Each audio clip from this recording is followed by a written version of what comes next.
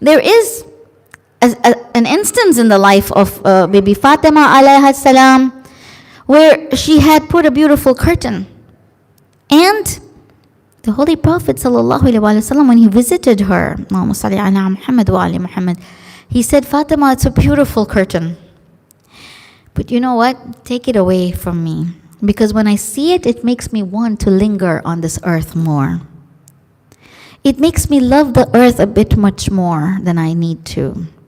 So see, these things distract us, make us get too connected. We build these houses, we build these things that are, even to the idea of moving a house becomes an unimaginable, unsurmountable thing. Because there's so many things to move and to pack.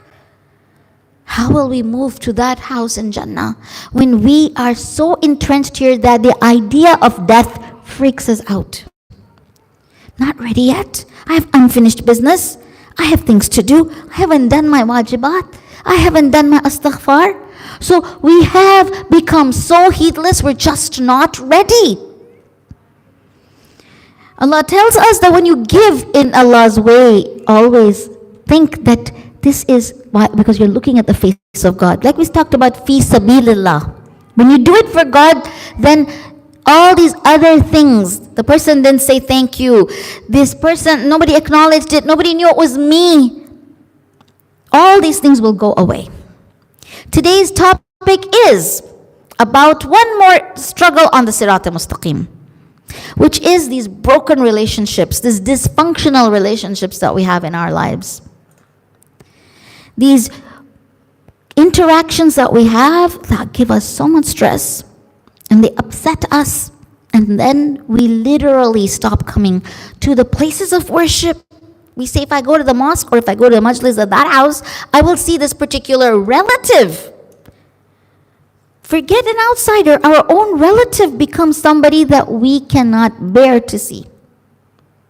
This is definitely shaitan who is going to make it worse. And he gets closer to this nafsul ammara, the lowest level of the self, which has that ego, which doesn't like things, which only wants pleasure.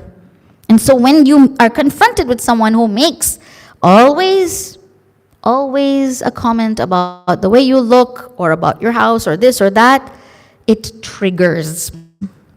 But we need to be aware of our triggers and then say, I'm not going to let it trigger me.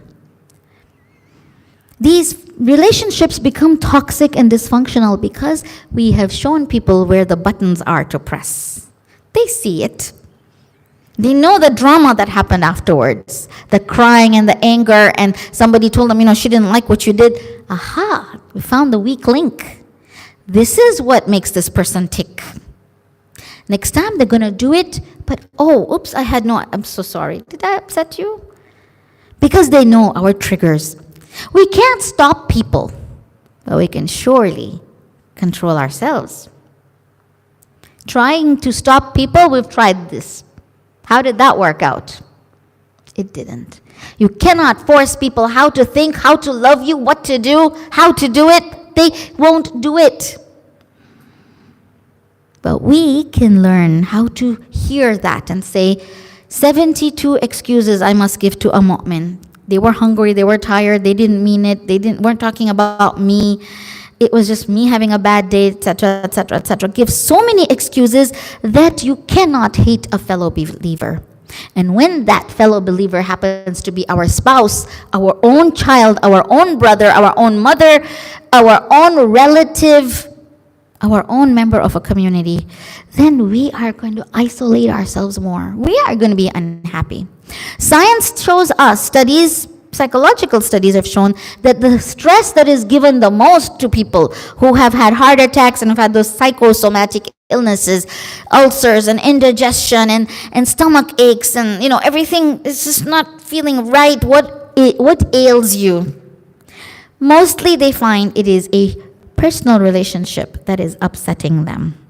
Someone upsets them and they're triggering them so much. So we find relationships are hard. You know why? It's not always the other person. It's us with our weaknesses, with our with this tendency to get offended. It's an ego thing as well. Like, how dare she say that to me? Who do they think they are? Don't they know who I am? So all these things, it's sometimes how we responded. If we really reflect and we look back at our life and what happened in the past, and if we really look back with regret that, why has this relationship always been broken and toxic? Sometimes it is because we did overreact. That person absolutely was wrong, but maybe sometimes they weren't. Maybe they didn't even mean it. Or even if they meant it, they didn't know this is not a nice thing to say. Or even if they thought this was not a nice thing to say, they thought they could say it. Because, we have this tendency, it takes a village to raise a child. So you can tell someone's child, someone's daughter, someone's relative that, you shouldn't do this. Why are you doing this? So try to understand that person from their point of view. That perhaps if I had listened and didn't take it this hard, it takes us back. We get upset. It feels like a blow, a slap. Especially when it is for guidance. People don't always guide us beautifully. We get repelled by those people who are, fire and brimstone and shouting. So we shut down. We only want it packaged beautifully. But that doesn't mean that guidance is not beautiful, even if it is packaged badly. Look at Imam Ali alayhi salam says, look at what the message is, not who is saying it. No, I don't like how you're talking to me. You're really upsetting me right now. I don't like how you're speaking to me. These are confrontational words, and they start a fight. Relationships with our parents. Some things like, why have you worn this today? Or please comb your hair. These things, well, you know what? I don't like how you're talking to me right now. And immediate offensiveness. Offensive and then defensive puts the whole conversation on a different path. Imam Ali alayhi salam has given a beautiful letter to his son in Nahj al-Balagha, letter 31, where Imam Ali alayhi salam, and we're told he has written it to be Imam Hassan or his son Abu Hunayf, but it doesn't matter which son it is. It is more important what this letter was about. It was his last will on his way back from Siffin, when he was really reflecting about things. He was really hurt by the behaviors of people and the betrayal. And he was saying, my life is about to end, my son, and I want to leave you with some advice. Amazing, amazing advice on how to deal with toxic people and dysfunctional relationships. Mullah says, oh my son, in an interaction, don't let the other person decide how that interaction will take place. Don't let them decide the flavor of the conversation. That person who meets us and says, oh, you're late again. Well, interesting to see you here. That kind of, thing that immediately puts us on the defense. Sarcasm, bitter words, caustic words. As soon as we hear them, they have set the tone. Imam says, don't let them set that tone. Why should they get to decide this is going to be a fight? On the Sirat al-Mustaqim, we have enough problems. Do we need people to also, who we love and we live with, give us problems? Look at what the pandemic did. We had to live with these people for 2 years. Lockdown. Thank God some of us had houses with doors. Others who have to live in one-bedroom apartments, or 5, 6 people sleeping in one room. Think of how hard it was for them. We, with our big homes, are able to close ourselves off. But in reality, families were made not to be apart. Imam Ali alayhi salam says, your family is like wings, which Allah gives you. What do wings do? They allow us to fly. And he said, and there are arms for you to assist you when you need help. Look at the people who have strong families. Those who are very close to their sisters, or the brothers that are one, or the mother and daughter, father and son, cousins. they are really strong. There is strength in their numbers. What is that common thing that, all these are fingers that are different shapes and sizes, but when you put it together, it becomes a fist. They're all different, but when you put it together, it becomes strong. When you go to their homes, their home is full of cousins and relatives. When there's a wedding in the family, they say, sorry, 200 people is relatives. But there are some of us who think our friends are more precious. We don't invite our relatives. Silatul Rahim. This connection with those who, Silatul Rahim, the word comes, Silatul Rahim is going back to the womb. This is the root word of it. So we all from the same womb. When you come close to each other, and there is this oneness in the family, Allah subhanahu wa ta'ala loves it. And He commands that do not tear asunder what Allah has put together. We don't get to choose our family members. Allah chose them for us. And He chose them for a reason. Didn't the Holy Prophet sallallahu alaihi wasallam have a very, very difficult uncle? That on that uncle, an entire surah, his wife is revealed. That how terrible they are. But history tells us he used to visit him on the day of Eid. And Abu Lahab knew that. Curse be upon him. Would say, my nephew, he's a good child. You'll see, he'll come and visit us. He has akhlaq. Whatever we do, he's always nice. Prophet also having difficult wives. These are all lessons for us that good people don't necessarily get good relatives. They are a test for us for a reason, because Allah wants us to evolve. If it was always good in our home and good in our marriage and good in our friendships and good all the time, how will we evolve? The idea that marriage completes a deen of a person is a very interesting concept. That Allah's Holy Messenger tells us that the salah of a married person is counted double. 2 rakah prayers of a single as opposed to a married. That sounds a bit unfair, na'udhu billah. The 6th Imam tells us the sleeping person who is married gets more thawab, just sleeping. And then we're reminded of that khutbah Shabaniyah where the Holy Prophet sallallahu alaihi wasallam tells the people, O people, you are about to approach a month in which the entire body and mind and soul is going to be in a state of ibadah. Forced by Allah subhanahu wa ta'ala, blessed by Him. So much so that in the state of this month, every breath is a tasbih.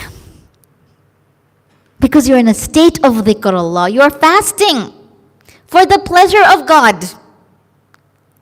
And if you're sleeping, you are getting thawab. Because it is a blessed state to be in this entire month. And if you behave well in this month, he says, if you work on your akhlaq in this month, especially, your passage on the sirat, in the Pule Sirat will become easier. You won't fall. It'll be a smooth ride for you.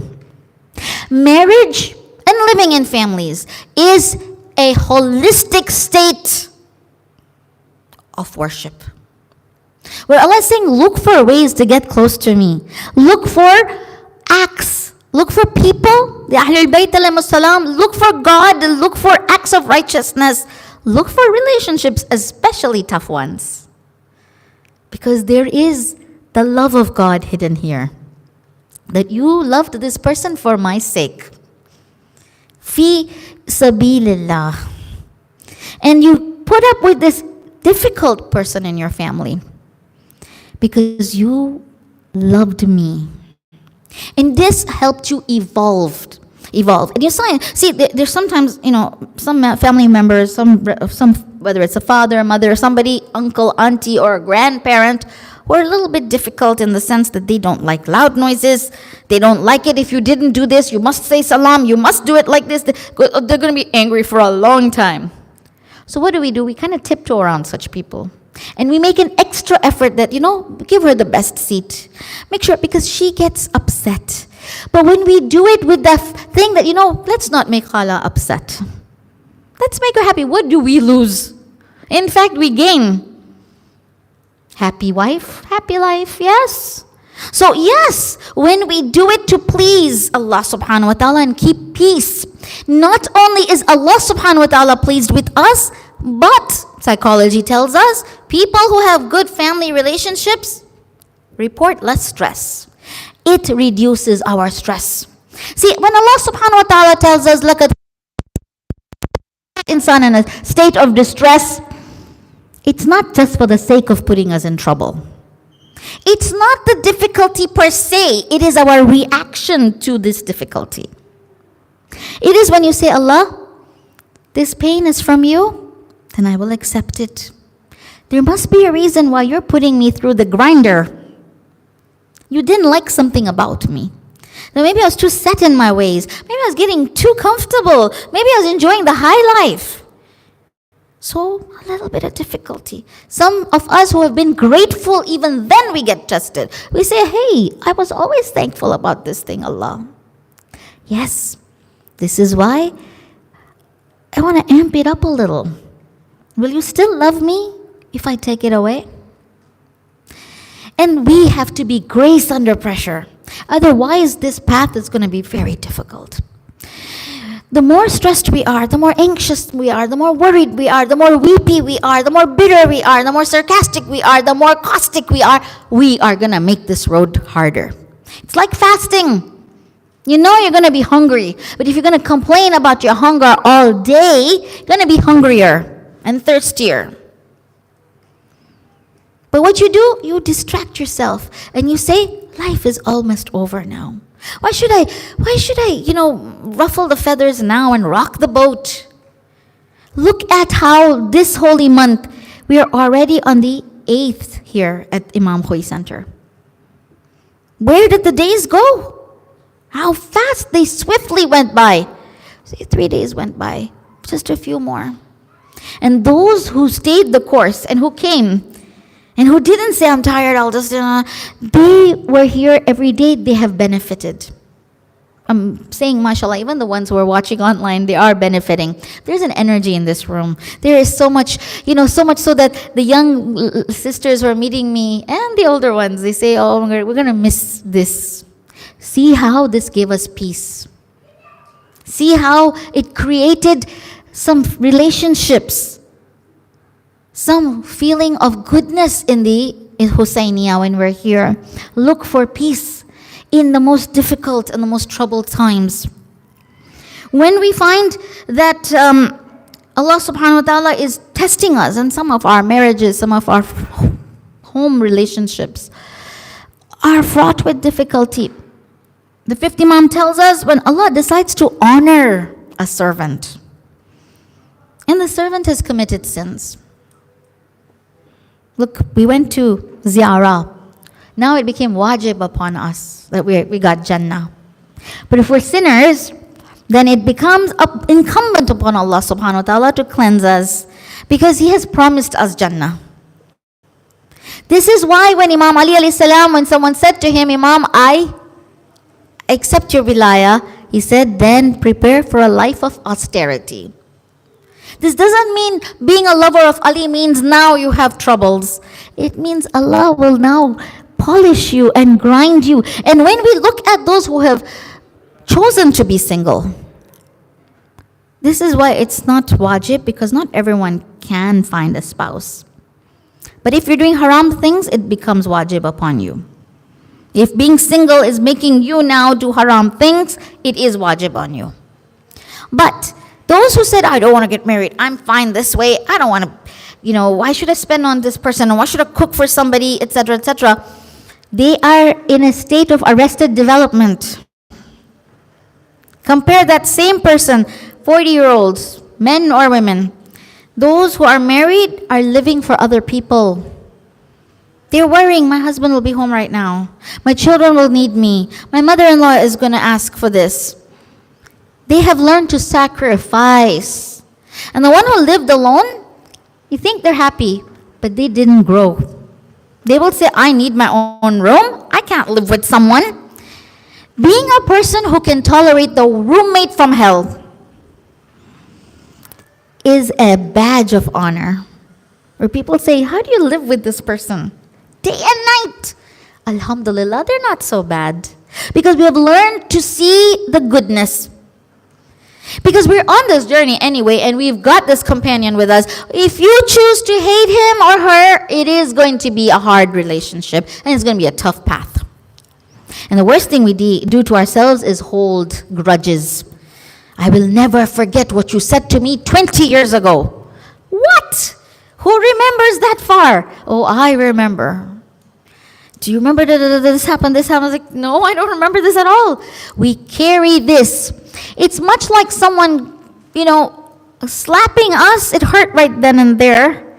And then when they left and went away, we kept slapping ourselves again and again and again, rethinking it, overthinking it, action replay, rewind forward.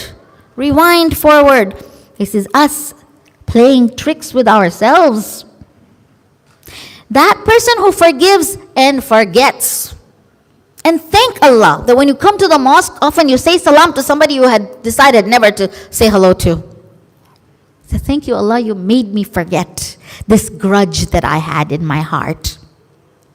Anas bin Malik, one of the, one of the companions that the Prophet was trying to say something to, sallallahu alaihi wasallam. He said, Anas, do not harbor a grudge and bitterness, even in the darkest places of your heart for anyone. Now this is for anyone. But even it's for your own sister, your own brother, God forbid your own parents. Because Allah looks in those dark, deep down places. And He's looking for love there. You're hating your own mother? Your own brother? That doesn't mean that they didn't make mistakes, because everybody is flawed. The other day when we were talking about mental illness, psychology absolutely tells us that trauma makes us broken all our lives. That if our mother has done something hurtful, it is going to become a difficulty. If a father has abandoned us, a brother has abused us, a sister has been jealous of us, that we will be traumatized and forever triggered. But the idea here is, do not be defined by the crisis in your life. Do not be that person that everyone says, she's like this because, she came from that kind of environment. You be an example where people say, she came from a family of disbelievers, but look at how strong her faith is. She came from a family of haters, but look how she loves. He came from a family of brothers who always betrayed him, but he never did qatirahim. He never broke ties. Because Allah subhanahu wa ta'ala, and this is especially from the 5th Imam to his son, the 6th Imam, that, oh my son, do not even be with those who do qatirahim. Don't even befriend them. That, they don't talk to their brother, they don't talk to the uncle. Because he said, I have seen such people cursed 3 times in the Holy Quran. Allah doesn't curse lightly. Takes away the mercy from that person. The 5th Imam said, because when the azab comes on this person, you might be with him and get punished by process of association. You hang around good people, they will teach you, I must go say salam to my auntie. Come with me. You learn, this is a thing. Hanging around good people, they'll say, I didn't take the tabarruk, let's go back. Do you know how precious this is? Good people who will say, my mother will be hurt. I don't want to lie to her. These are beautiful concepts. That friend who says, so lie. So, that's rude of them. You should always be mean back. That's not a friend who is guiding us on that sirat al-mustaqim. That's the friend that we are going to be looking on the Day of Judgment and saying, I wish I had never met you in my life. You took me on a path where I went so far away. That exit, when it takes you hours away to find yourself back, is a waste of time. We want to get there fast. Why should we let people take us off this good path? Even for a little bit. Let's see how this goes. Let's enjoy a little bit. This little bit creates a huge corruption in the soul and makes us bad people. We become liars. We become cheaters. And then we hate ourselves. We can't look in the mirror. And then we torture ourselves to give ourselves punishment. We cut ourselves. And when something bad happens, say, I deserve this. And we get into toxic relationships saying, I deserve to be, God forbid, beaten. In the first place, the signals should go on.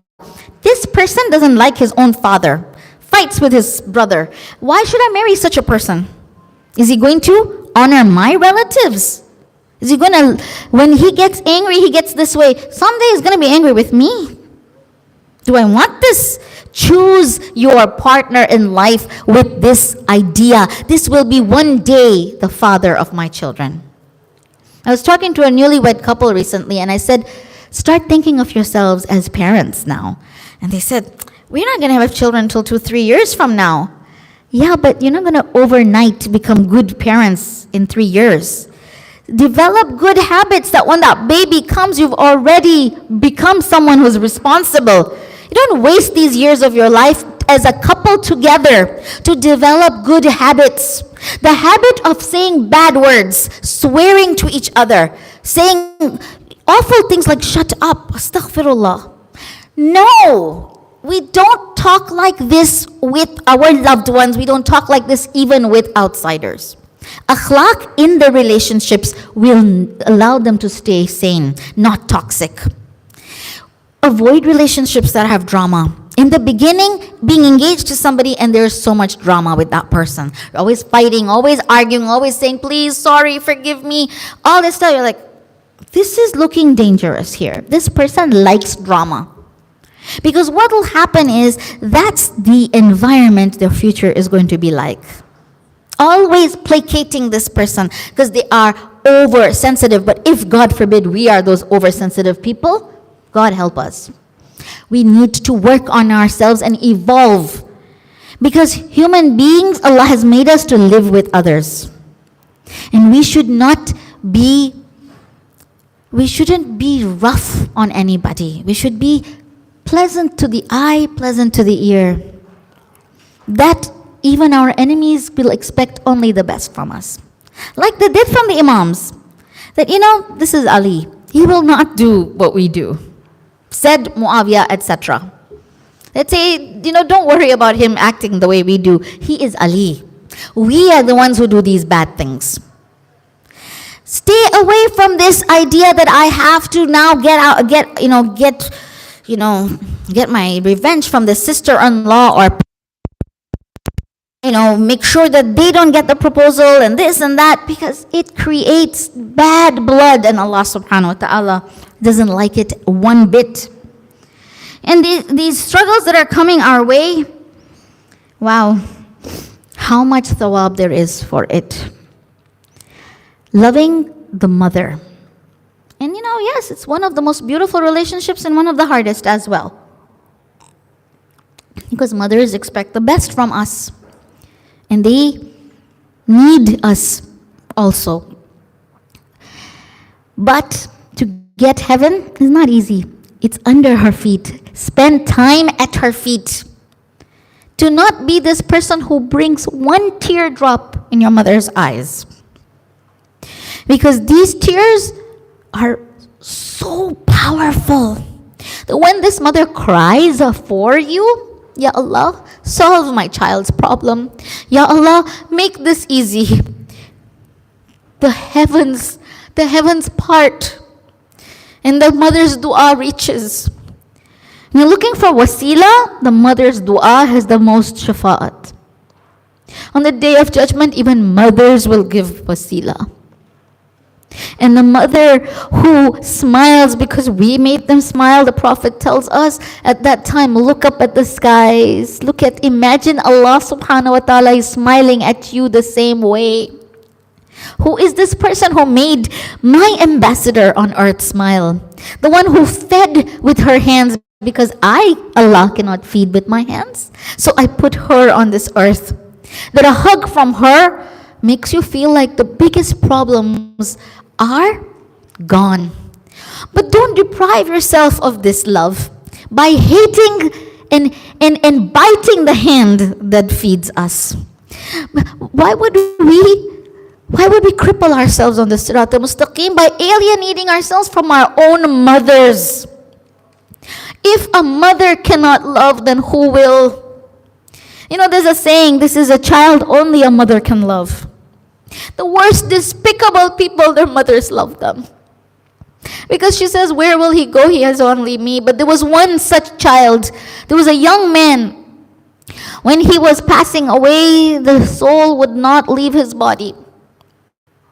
And the Prophet said, where is his mother? Nobody would answer. The people were there in the room waiting for this man in Sakarat, the young man, 24 years old. He was not dying. Prophet prayed for his soul to leave his body. He said, I can't.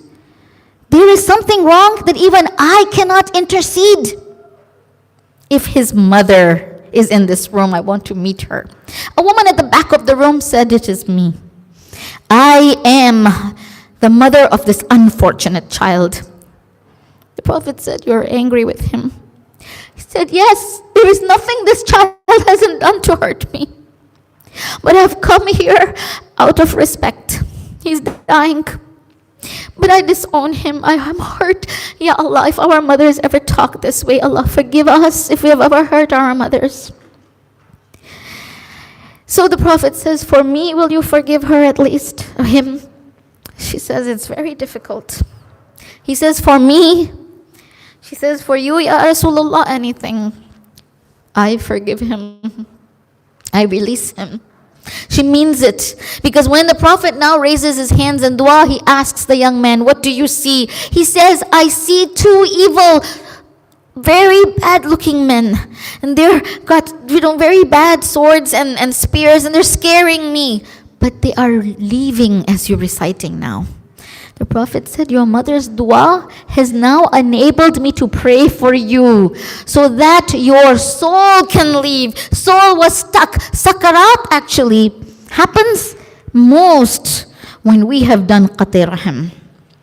And the sixth Imam, when he was going through the poison that was invading his body, he said to his kaneez, he said to her, go take this money and give it to my certain cousin as a gift.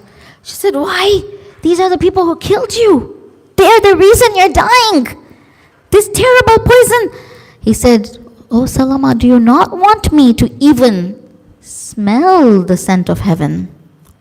That person who does not bring closer ties with relatives, who does qati rahim, will not even smell Jannah. So when she does this, the mother prays and the child is able to leave, his soul is able to leave the earth. Imagine the mother who prays for a child. Earn your parents' du'as, no matter what age we are. This is not for us, just youngsters here. Because as we get older and we get so busy with our lives, we say, mother, I have children too, I have a husband, I have a family. Stop giving me all this trouble. But going to the mother, giving her so much love. I saw a mother the other day. She said her daughter's name and she started to cry. She's in her 80s, just the name of her son. She started to cry. She said, they do so much for me. The stereotypical scenario of the senior in the senior home crying and saying, my children don't visit me. Imagine the crying parent who's crying love tears.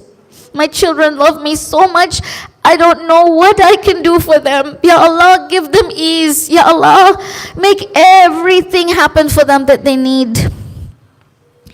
And the Prophet said that when you give charity, it's 10 thawab you get. When you lend money, you get 18 thawab. We don't know what each one means. It means so much. One can be, our entire life is solved. So he says, when you do good to a fellow believer, you get 20 thawab. But when you do good to a relative, you get 24 thawab. Similarly, this whole thing about spouses being good to each other. When the spouses look at each other with love, usually we're angry. We're looking at them very angrily. Like, you know what? That's so rude of you. It's so mean. You're this, you're that. But looking at them with a smile. Welcome home. Salaam alaikum. What happens is Allah smiles at both of them at the same time. At that time, Allah is happy that these two are trying so hard to love each other. Marriage makes us have to forgive, makes us have to have compassion and love and tenderness, mu'adda and rahmah. Allah even puts it in our hearts. Love and mercy, be it, but we deny it. We don't want to love the spouse. We don't want to forgive them. We don't want to go that extra mile and heat up that food for them. We don't want to forgive them that they chose their mother over us. Well, you know what? Never be between a man and his mother, because that is his wasila for heaven. Don't be in the way of anybody's mother and child. Be that person who brings them together. Go spend time with your mother. No, I'm glad you didn't shout at your mother because of me, because then Allah would have been unhappy with you. Everything that Islam asks us to do happens in marriage. And that person who's single doesn't get this gift. They don't get this opportunity. They are only living with themselves. How are we going to exercise all these awesome formulas and styles of being if we don't have to practice on somebody? So let us work on these toxic relationships. Be the giver, be the lover. You be the love in the relationship. You be the kindness. Because we can't control what others do. But when we are good, often it makes them do better than us. And somewhere along the way, and I've seen so many dying men who have said, this wife of mine, she stood by me. She did everything for me. And the fifth Imam tells us on the day of judgment, for a woman, the wasila, the shafa'at will be her own husband, that he will give witness. He will only be able to speak the truth. Ya Allah, she tolerated me. I gave her a lot of trouble. But she was loyal. She was always giving. She brought up the children. There's nothing she didn't do for me. She cooked for me. Ya Allah, she deserves heaven.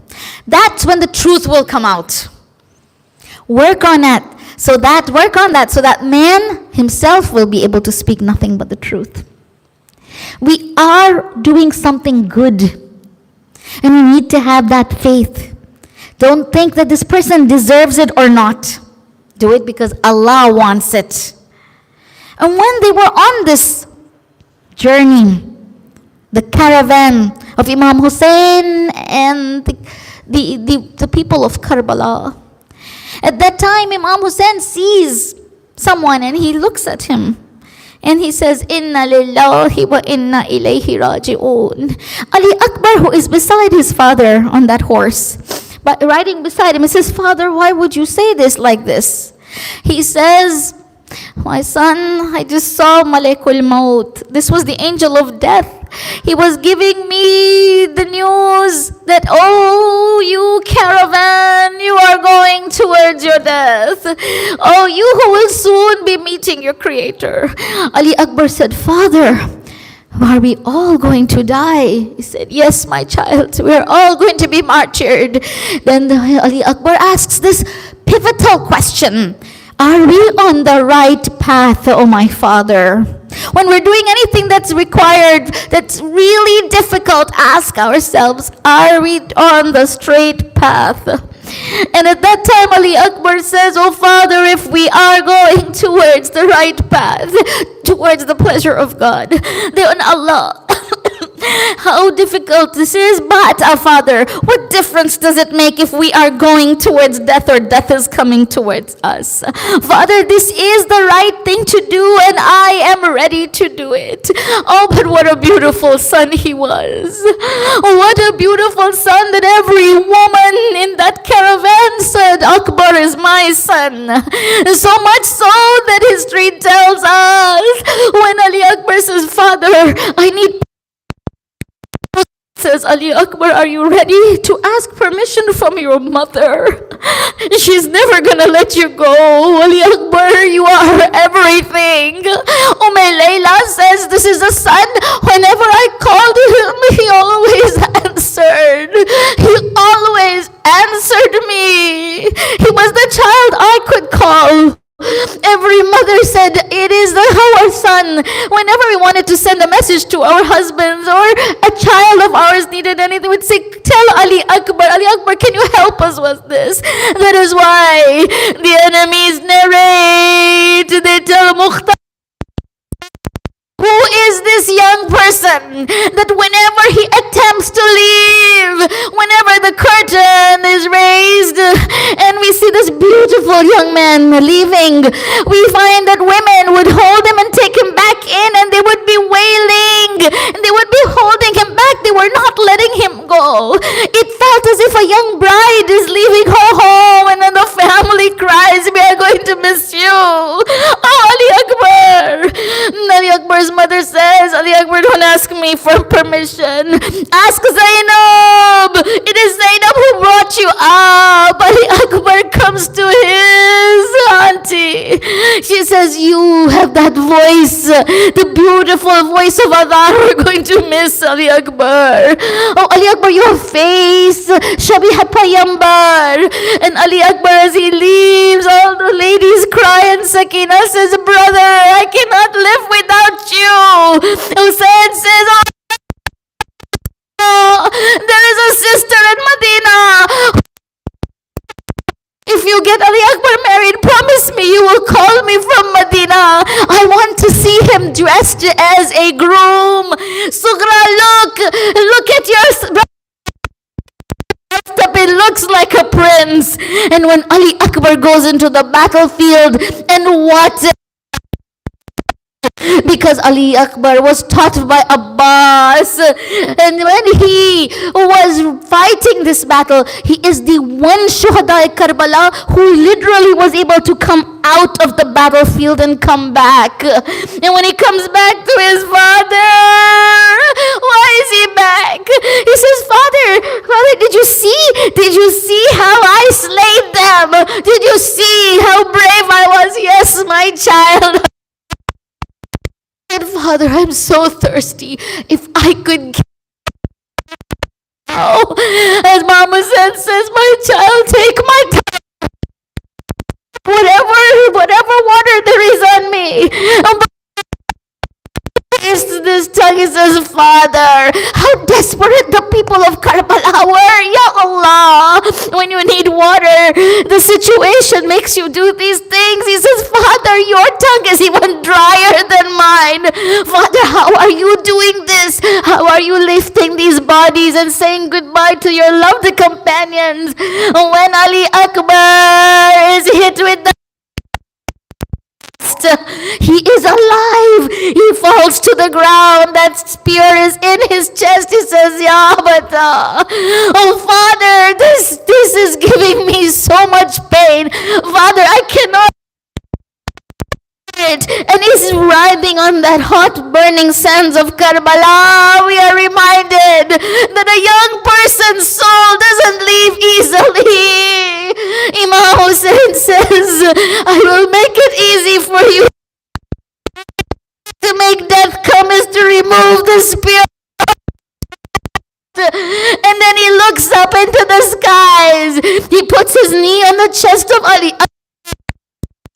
Father, it is said you raised the door of Khaybar. Nobody could lift it. Oh, Father. And he says, Ya Ali Madam. When he brings that child to Layla, she says, oh Ali, with the Lord. That I call Akbar.